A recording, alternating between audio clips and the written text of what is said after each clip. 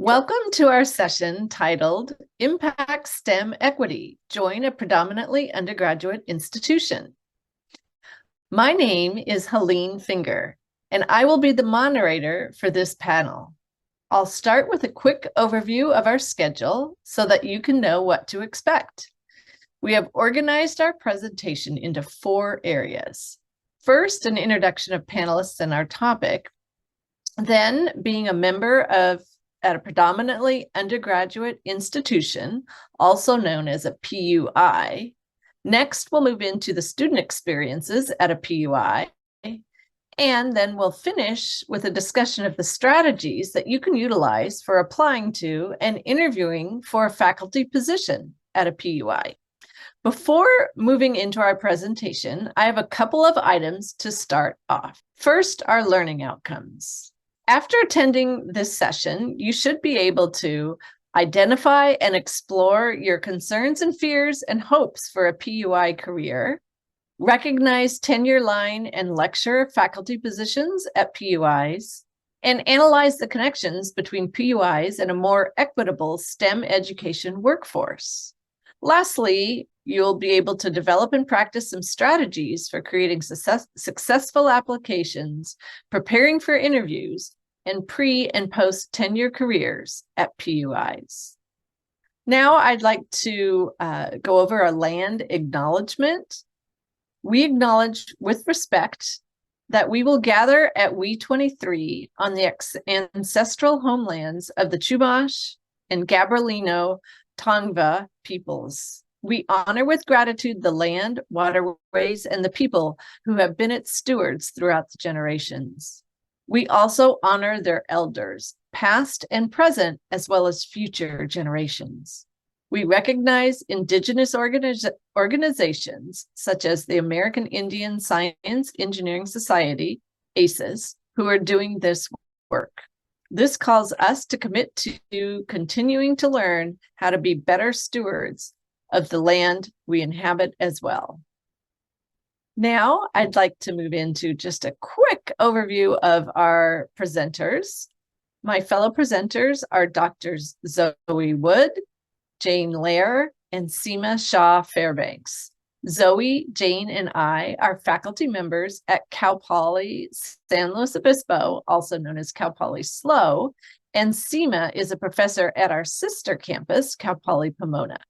A fun fact, Seema was an undergraduate student of mine when she was president of the Cal Poly SLO Collegiate SWE section, and she is the reason that I became a SWE faculty advisor and director of the Women's Engineering program. Mentoring goes both directions. Now we'll move into some background information, starting with an introduction to the California State University, also known as CSU, system. As illustrated on this map, there are 23 campuses distributed throughout the state of California, from San Diego in the south to Cal Poly Humboldt in the north. Together, CSU campuses comprise the most diverse 4-year university in the nation, with over 450,000 students. 21 of the campuses are Hispanic serving institutions, also known as HSIs. 1/3 of CSU undergraduates are first generation. More than half of the students are students of color, and 80% of our students receive financial aid. With over $567 million in research grants and contract revenue being utilized in the CSU system every year. Here are a couple of photos showing the 2 campuses that today's panelists call home. Cal Poly SLO is situated in a rural location with most students living on campus or in nearby student housing, while Cal Poly Pomona has a more urban location with the majority of students commuting to campus from their family home. As shown on this slide, most of the CSU campuses have a strong STEM focus, and this is expanding with our newest Polytechnic campus adding 27 new STEM programs by 2029. Looking at CSU enrollment data, over half of our 450,000 students come from traditionally underrepresented backgrounds, with 31% being the first in their family to attend college And 4 of our campuses are in the top 20 institutions in the nation for total bachelor's degrees awarded to Hispanics. Additionally, more than half of CSU undergraduates transfer from a California community college where 69% of students are from diverse ethnic backgrounds. System-wide, our almost 28,000 CSU faculty members that support these students are currently comprised of 53% women and 56% white faculty members. About 60% of this group are tenure track and 40% are lectures. And all of these demographics vary by major and campus. Finally, I wanted to mention, for both students and faculty members, we in the CSU are actively striving to promote justice, equity, diversity, and inclusion throughout the CSU system. At Cal Poly SLO, our DEI commitment in the College of Engineering states, the Cal Poly College of Engineering fosters an environment based on love, empathy, and respect, where all are supported, energized, and empowered. Opportunities to contribute exist for all, and a broad range of voices and experiences are necessary as we co-create our future. We are developing an inclusive community where everyone can be their own unique selves. Hi, everyone. My name is Jane Lear. I'm at Cal Poly San Luis Obispo, and I'm excited to tell you a little bit more about being a faculty member at a PUI. So first, one of the things to think about is that the balance between research, teaching, and service is going to be balanced differently at a predominantly undergraduate institution versus, for example, a PhD granting institution that's an R2 or an R1. So at a PUI, typically you'll have higher teaching expectations, lower research scholarship creative activity expectations, though it's really important to say that this is count-wise, not quality-wise, and then similar service expectations. So at many Cal States, for example, if you look at your typical semester load, 12 weighted teaching units out of the 15 you're responsible for each semester are targeted towards teaching. And so about 80%, with then research at 2 WTUs and 1 WTU for service. At many PUIs, including many California State University campuses, we have adopted something called the teacher-scholar model. And that is looking at, amongst many other things, the sort of generative relationship between teaching and then engagement in research, scholarship, and creative activity. So that your teaching can inform your research. And of course, being research active as a faculty member also positions you to be an excellent teacher when you're doing that part of your position. One of the other things about the teacher-scholar model is that it expands a definition of scholarship to include discovery, but also to include integration, application, the scholarship of teaching and learning, as well as the scholarship of engagement. At Cal Poly Pomona and Cal Poly San Luis Obispo, alongside the teacher-scholar model, we have our commitment to experiential education, which we call Learn by Doing. And really the teacher-scholar model and Learn by Doing go hand in hand for our faculty and also for our students. And one of the ways in which this is realized is via mentored undergraduate research and creative activity, which you'll hear more about in a little bit. In terms of other things we wanted to share right now about working at a PUI is, as a faculty member at a predominantly undergraduate institution, you have a huge opportunity to make a difference for so many students. And this can be one of the primary ways in which you are doing work to push us towards STEM equity and STEM justice, both in terms of who's participating in STEM, but then also who are we doing STEM for. And so here quickly are some reasons options for faculty, staff, and students to consider choosing the Cal State University system, for example. And I would just highlight the ways in which the CSUs as PUIs are an engine of social mobility focused on student success. And really training the next generation of experts who will be prepared themselves to make a difference in the state, nationally, and beyond. Finally, one of the things to highlight is that at a PUI, in the context of the balance between teaching, research, and service, you may have more flexibility for designing the career pathway that's most exciting to you. For example, many of my colleagues remain very research publication focused. It is phenomenal how much they're producing, what they're producing, the impact it's making in this sort of scholarship of discovery area. However, you also have the opportunity, for example, to decide that you primarily want to focus on teaching as a tenure line faculty member, and then think and contribute to the scholarship of teaching and learning. You can also, in the context of a PUI, focus perhaps to a greater extent on service, and in particular, opportunities for institutional transformation, both of your institution and relationships with surrounding communities. And then in some cases at a PUI, you may have earlier opportunities for leadership than at other institutions. So building off on this, we're going to turn to a video of some STEM faculty members who will talk about the benefits of being at a predominantly undergraduate institution. We'll begin the faculty panel on the benefits of teaching at a PUI. Our first question for the panel is, describe your role as a teacher. How has teaching shaped your professional identity? My identity as Monica is a mom, is a Latina in engineering, and I really love my roots and everything related to my culture. All of this going into teaching.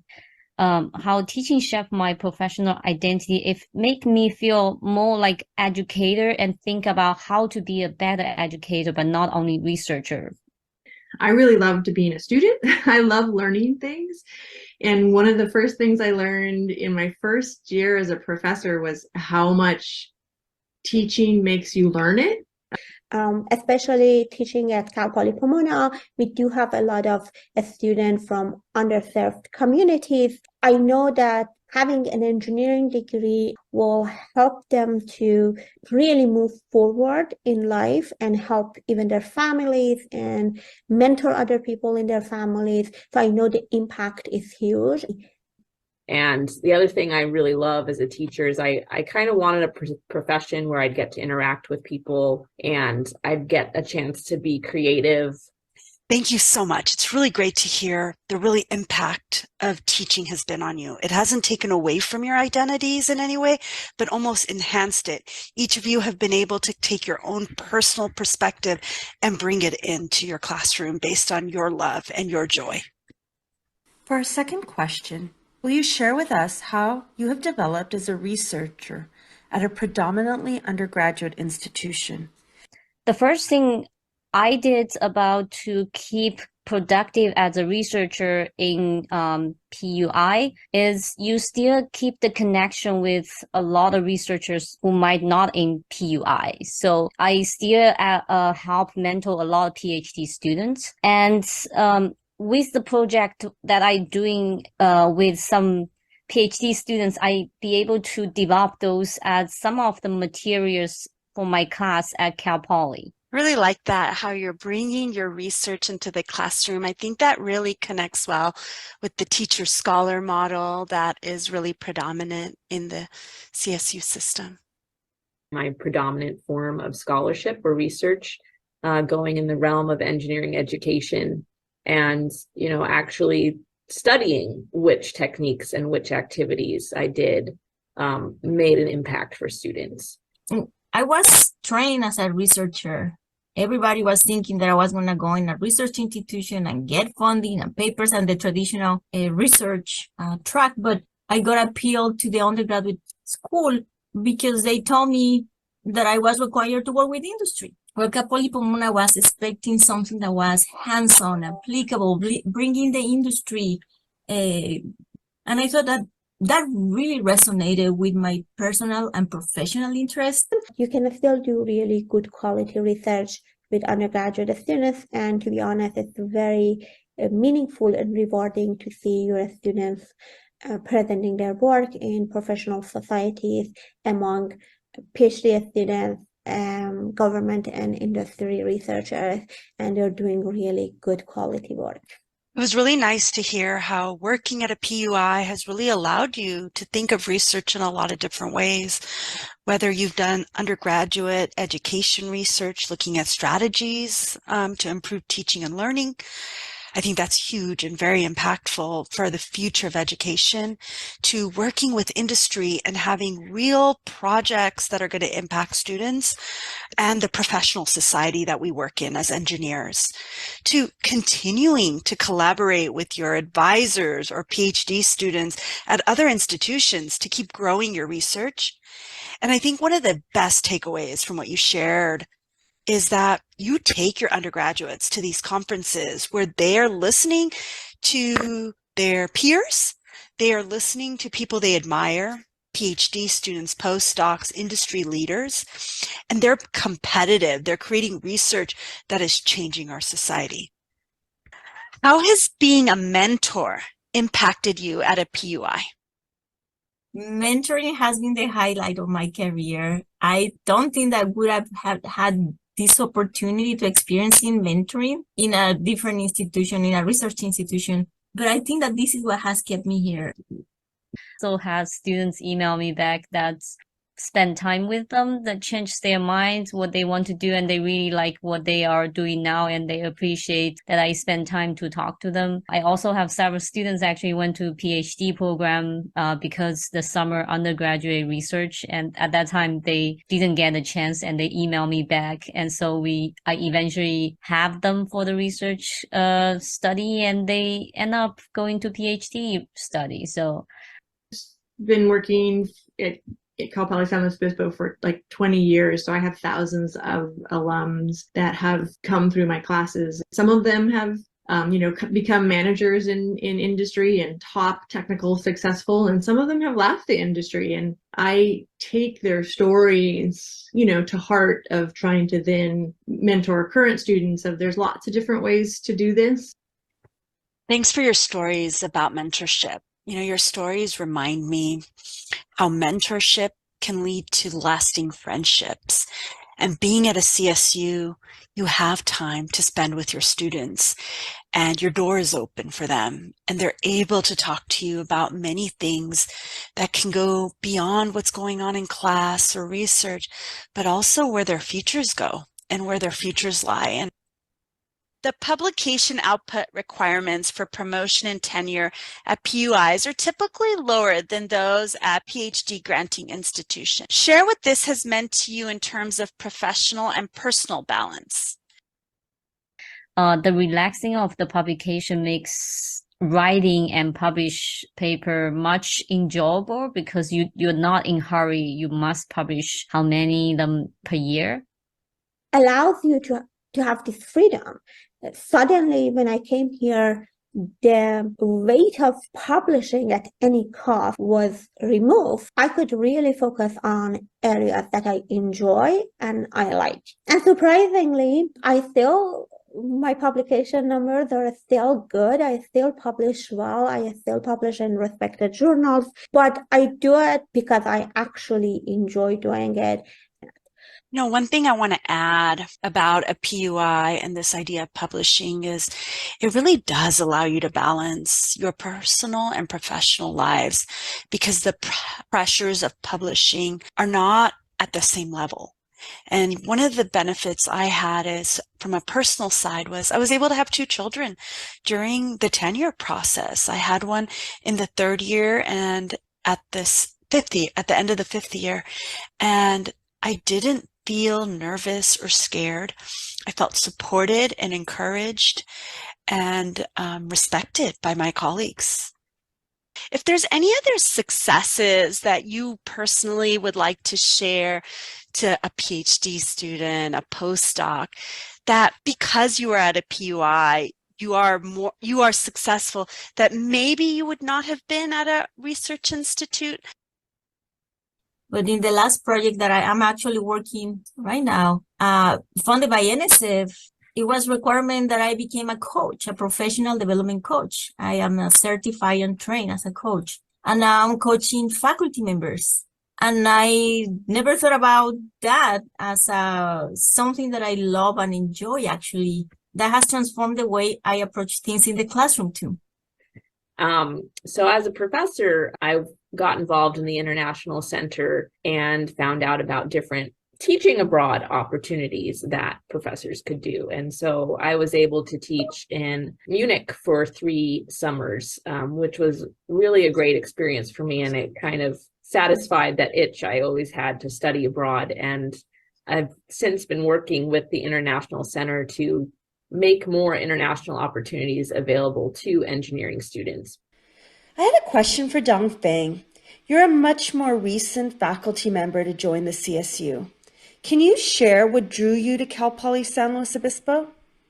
I think I actually get a lot of offer the year I was coming here, and this is the one that I thought it would be the last option I come, but I come here. I think majority of the reason is because of the faculty and the student. All other university I went to visit, the students and faculty are also very nice, but I see more vivid, like life here.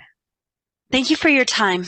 We hope that this faculty panel really shows you how an opportunity at a PUI can be endless. Once again, thanks to our panelists for joining me today. Now that you have had the opportunity to learn about faculty experiences, let's discuss student experiences at a predominantly undergraduate institution. Might be quite different from what a traditional research institution offers. One of the main reasons is the interactions undergraduate students receive during their educational journey. This can be seen through the mission of the CSU. We focus on in and out of class experiences that is centered around learn by doing.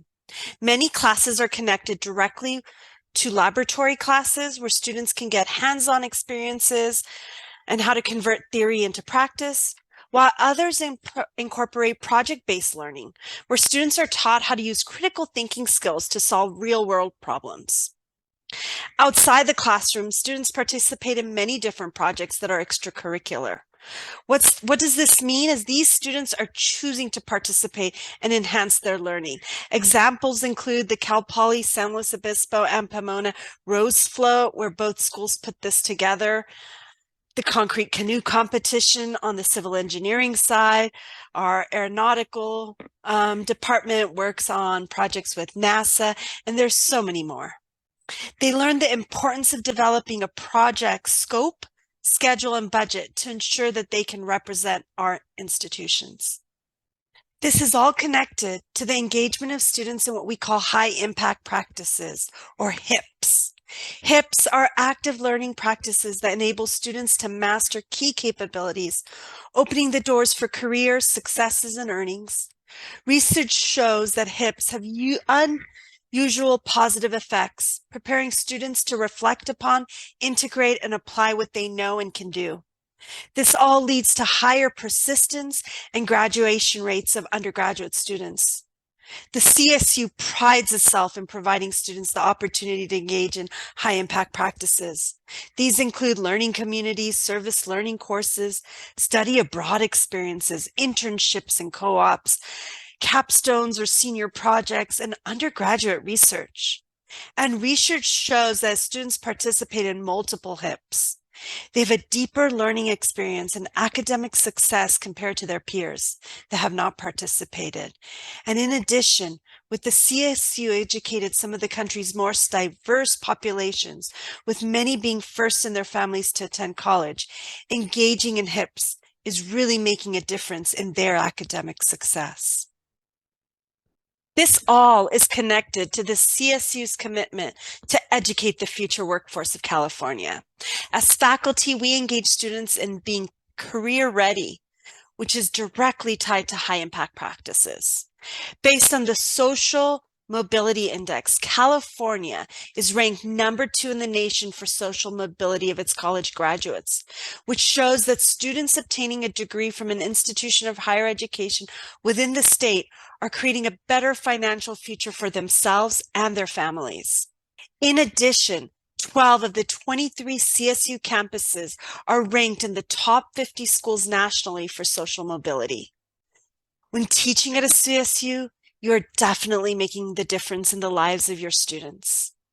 And CSU labor market dashboard shows that the salary of engineering graduates on average range from anywhere from $80,000 to $100,000 a year. They truly can make a difference. Within the CSU, undergraduate students are key to research. As faculty, we can be actively engaged in research by working directly with our undergraduate students and creating a difference for them. This is done through both applied research and industry collaboration. Our research is real time. We are responding to current needs of our community and our stakeholders. The CSU is known for the fact that we educate the most ethnically, economically, and academically diverse student body in the nation. 33% of students are first generation. 62% of all bachelor's degree granted to Hispanic students are conferred by the CSU. And over 50% of BS students come from underrepresented minorities. For the ASEE 2021 Engineering and Engineering Technology by Numbers paper, 8 of the 23 CSUs are ranked among the top 50 institutions awarding bachelor's degrees to undergraduate minorities in engineering. In addition, Cal Poly San Luis Obispo is ranked as one of the top 50 institutions for awarding bachelor's degrees to women. We are making a difference. Now I'm going to provide you with a short video. Welcome to our student panel on the benefits of a predominantly undergraduate institution. For our first question, describe how you've been involved as an undergraduate in research. Summer undergrad research projects. It's a really amazing opportunity I have at Cal Poly SLO. It allows me to work with professors and other undergrad students. I'm currently involved in just a single undergraduate research project. It was a year-long one that we did. She said, you know what, this is your project. I will be here to help you. I'm here to advise you, but I want you, the further you push this, the further I'm going to help you. It really helped me see that it was more than just a project. It was more of like opening me up into industry. So I've been involved with a Spanish language focused robotics-based teaching platform for a summer outreach program that we're hosting. We're doing this to increase accessibility to cybersecurity education, diversity, equity, and inclusion focused research project so that we can have students that are interested in computer science that are from underrepresented communities so that they can have the same opportunities to get involved and learn about computer science, even if English is not their first language. Can you share with us what skills you've developed as an undergraduate researcher that you believe will prepare you for your future career? In my research experience, a great opportunity that I've gained is to be able to be industry workforce ready. I've gone to a couple business meetings as I'm working on my research projects. I've gotten to know how to communicate with students, how to effectively write an email and get to the point. And for my next question, I want to ask, has your involvement in research provided you the opportunity to publish conference papers and/or peer-reviewed papers, as well as provide professional presentations? Yes, so I am actually just finishing up my data analysis for my current project, and I'm in the process of writing a conference paper.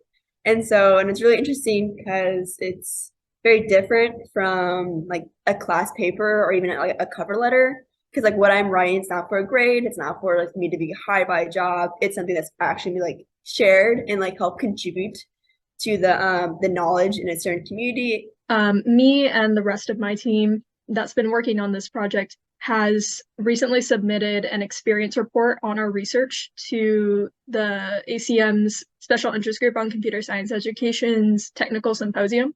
And this was mostly student-led. We did have a little bit of guidance from the two professors that we were working with, but we wrote everything in the paper. We were the ones editing and submitting, and I think one of us is also going to be reviewing for the symposium. The question really comes down, describe the relationship you have been able to develop with your faculty member or mentor. Working with Dr. Jallo, meeting with her weekly, just getting to know her more. It felt kind of like an internship, but more just like I got to know the person, Dr. Jallo, rather than the teacher, Dr. Jallo. It's totally different knowing them as a professor than it is knowing them on a personal level. And I think that was really the most enriching part. A lot of my classes are like only 30 students, so there's plenty of opportunity to seek like knowledge from and ask them questions. I use a lot of office hours, not only to help with answers, but to help with my club projects, other research questions, and just questions about career and future education. And I've never met a professor who wasn't ready to help, who wasn't happy to talk to me about it. And I've been going to them for multiple years and developing these close like mentor-mentee relationships with them, so I can learn everything I can before I go into industry, before I decide if I want to go to grad school. All of you must have had many choices of where to go to study your undergraduate education. So can you share why you chose to attend a CSU? Really, what got my attention was the learn by doing aspect of Cal Poly, that we have the biggest student-led machine shop in the United States. I'm actually a shop tech myself, and it's an amazing opportunity to be able to work in these shops, learn how to control these machines myself, and then also teach others. And so that was a major component of going to Cal Poly, is just the degree of designing but also building as that's implemented in the classrooms, the research, as well as the clubs. The experience at the CSU, I think, is widely different that you'll engage in a UC. UC, I think you mainly interact unless you're full-on research with the TA, as my peers usually engage with. I interact with my faculty one-on-one on, I think, a daily basis. The other day, I walked into this classroom just to present something else. But, it's a tight community. One thing that really stood out to me was how much trust the faculty put in the students when it comes to hands-on learning. They don't just hold your hand and guide you every step of the way when you're learning how to make something in class or designing or building something. They might show you once how to operate a machine, but they really trust you to know and learn how to do something. Being a student in the CSU has given me a sense of belonging. Thank you to the student panel. We appreciate your comments and insights. Hello, I'm Zoe Wood, Associate Dean for the College of Engineering at Cal Poly San Luis Obispo. And now that you have a really good sense about why working at a primarily undergraduate institution is a great faculty position, I want to briefly touch on some of the strategies to think about for applying and interviewing at a primarily undergraduate institution. I've had the honor of being on a number of faculty recruitments at Cal Poly, and I want to encourage you to think about some of the ways you can modify your generic application for a faculty position to target a PUI and really stand out. In general, I'm going to touch on some of the changes you're going to want to make to your cover letter, and in addition, some of the additional documents you might be asked to submit for an application for a PUI, such as a student success or diversity, equity, and inclusion statements. I'm also going to briefly talk about letters of recommendation and interviewing. I do just want to add that on this slide, I am showing some of the data about the CSU-wide tenure track faculty recruitments that happened between 2018 and 2022.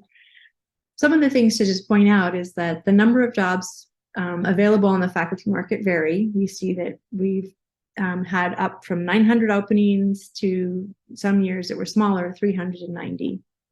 But in each of those years, there was about an 85% success rate. And that has to do with the fact that a faculty search is complex. It's really important that a site finds the right person and that the person finds the right site. So I just want to thank you for being here, because it's great that you're actually taking the time to make sure whether a PUI is the right place for you. So to begin with, this is one of the most important parts of your application. Your cover letter really is your introduction to the hiring committee, and it's not just a tick mark. It will be one of the first and most important impressions the hiring committee does get about you and your intention to work at a primarily undergraduate institution. When you're writing your cover letter, you really do want to make sure that you can express that you understand the institution that you are applying for.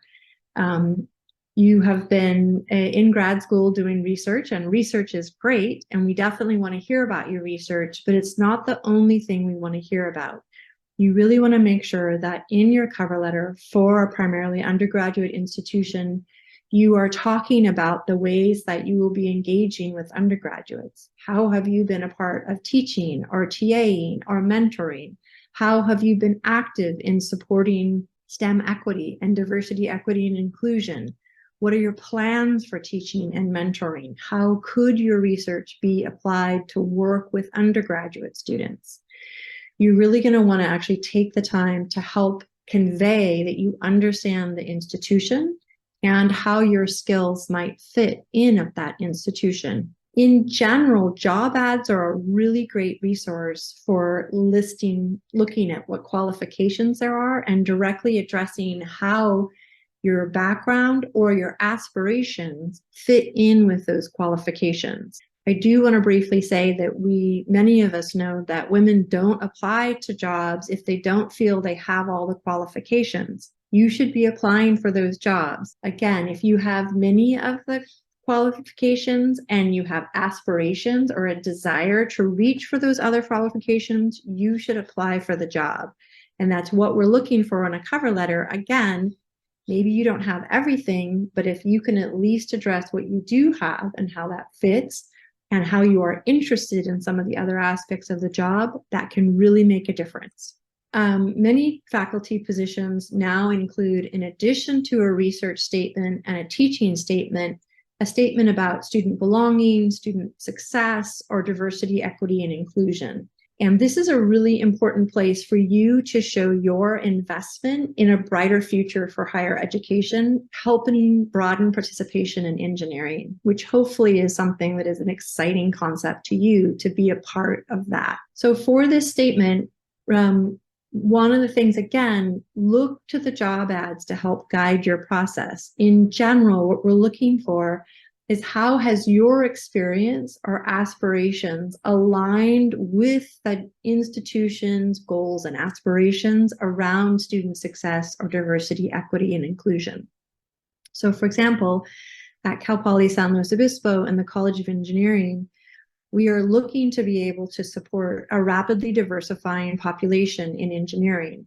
So we're specifically looking for whether you have experience working with a diverse student population or an interest in increasing your inclusive teaching skills, or perhaps you've done some outreach or mentorship to historically underserved students. All of those show how you have some experience or interest that aligns with our institutional goals. And so for this statement, again, if you have a personal identity that is aligned with some specific goals, so I myself as a woman in computer science, my professional goals around broadening participation for women in computing are aligned with my personal identity, but I know a lot of great male faculty who have similar passions and alignments. If there is an alignment with the personal identity, you can feel free to include it, but this is a professional statement about what you have done and what you aspire to do or plan to do around supporting student success and diversity, equity, and inclusion. And if you haven't yet had an opportunity to be actively involved in this space, it's never too late. So I would welcome you to look around your institution and see how you could become involved and then include that. We know that graduate students are growing, and that's why aspirations or intentions to work in this space and some knowledge and understanding of some of the aspects of this space are important and can be impactful in this part of your application. I do include 2 slides that I'm not going to take very much time on, but I'll leave them here in case you want to pause the video, that have an example of the specific language used by Cal Poly SLO and Cal Poly Pomona.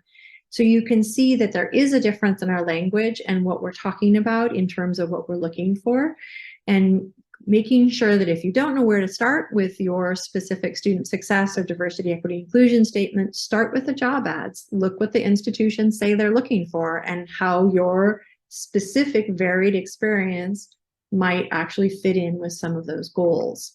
Next, I want to briefly touch on letters of recommendation. I'm sure you're going to find or have found a great group of faculty who can speak to your skills from all of the hard work you've done in your graduate program.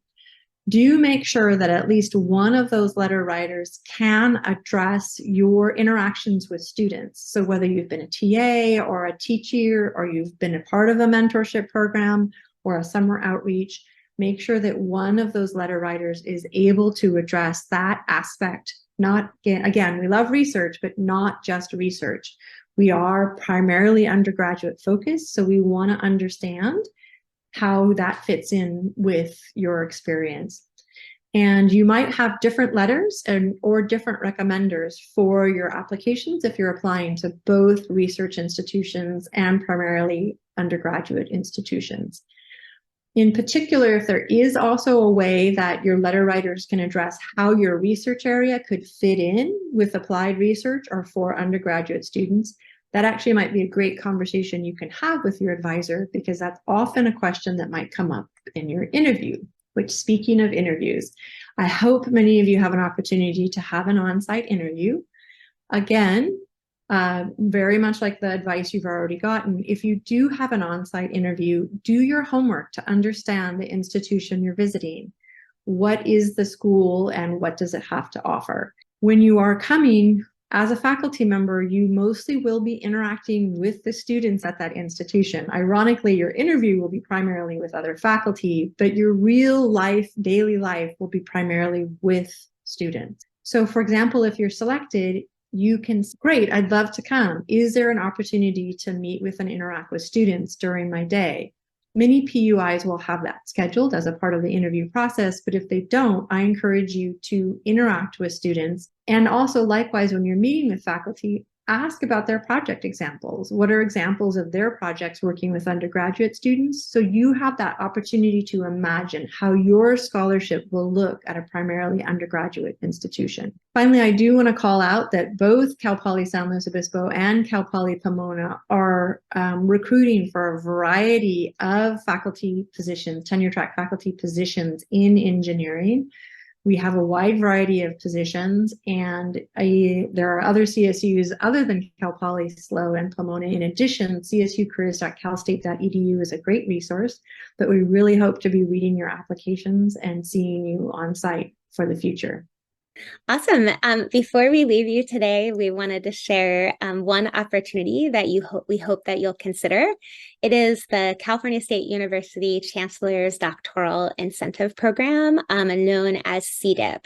You do not need to be currently connected with the California State University system in order to apply. And the goal of the program is to increase the number of faculty with the qualifications, motivation, and skills needed to teach the diverse students of the CSU. And it is the largest program of its kind in the US. If you are selected as a CDIP fellow, you will receive mentorship, professional development support. You'll have access to grant opportunities that are only available to the CDIP community, and also have the opportunity to participate in the CSU pre-professor program called PrEP. In addition, if you do need to take out loans as part of your doctoral education, you can take out loans of up to $30,000 through the CDIP program.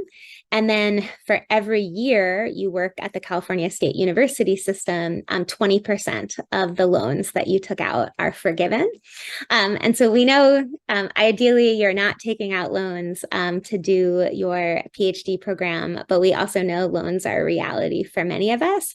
And so this could be an excellent opportunity to set yourself up for forgiveness related to those loans. Applications are due each February, so this is a great time to start thinking about them, and please let us know if we can answer any more questions. Awesome. So by way of concluding, we're very excited to have the opportunity to connect with you via this format.